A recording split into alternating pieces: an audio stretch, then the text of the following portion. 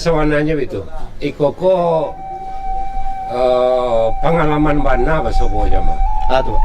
Iya, ada salah seorang adiam Indo awak bersuami kalau bahasa kita. Iya.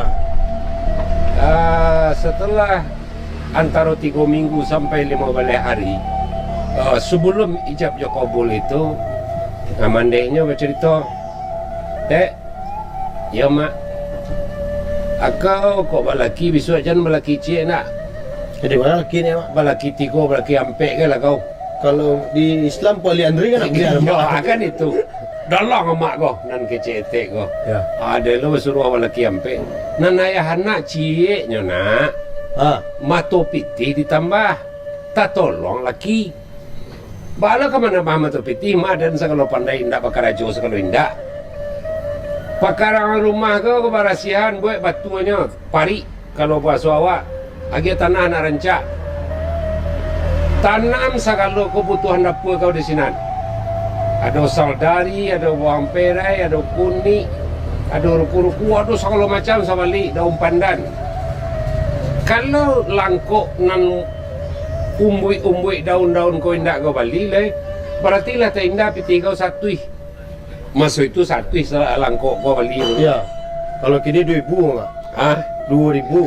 Kini 2,000. 2,000 kali 30 60,000 sebulan. 60,000 sebulan.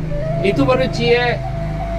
Sudut rumah seolah kaki dah atau tanah senek. Abuek kena ayam ke pak? Cari induk ayam gak ampe. Induk beranak, anak beranak. Ya.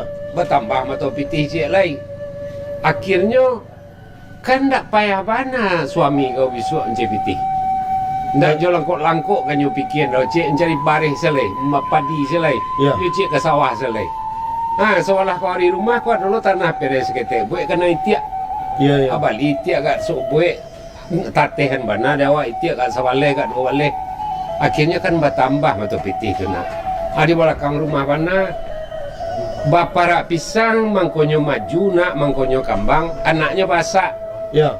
Apa baik para pisang di belakang rumah asa-asa anaknya supaya kambang supaya buahnya kadang-kadang akhirnya bertambahlah mata pitih. Alhamdulillah sampai akhir hayatnya orang dari cerituan mandehnya bentuk itu menurut amak sejahtera kehidupannya. Artinya apa? Orang Minang itu sendirilah mempersiapkan diri seandainya Kok laki sakit mana? urwaro peminan dunia sakit sanang peminan tubuh. Iya. Berarti kok sakit benalah suaminya agak sapakan 2 pakan. Siapa sakit sanang tak bicara itu kah? Iya. Ada ketahanan pangan kalau istilah orang kini gitu. Jadi nan kerimakan tetap sempurna. Pancadian bisa tersimpan senganuk seketek, bisa besi kepuak kacik antaranya berduakan orang, bisa lo melimpah ke kepuak si bayau-bayau atau si nama lainnya apa kok gajah betanang kok, gajah maharam ya. Nanti nalik datang. Bahkan apa disabik gajah karena kadang simpanannya itu banyak. Sila tu puan lah mak. Karena itu simpanan kaum di rumah kadang. Kalau kepuak kacik simpanan anak-anak cik-cik kok. Jadi peran bernikah pun orang Minang sawananya lah mempersiapkan.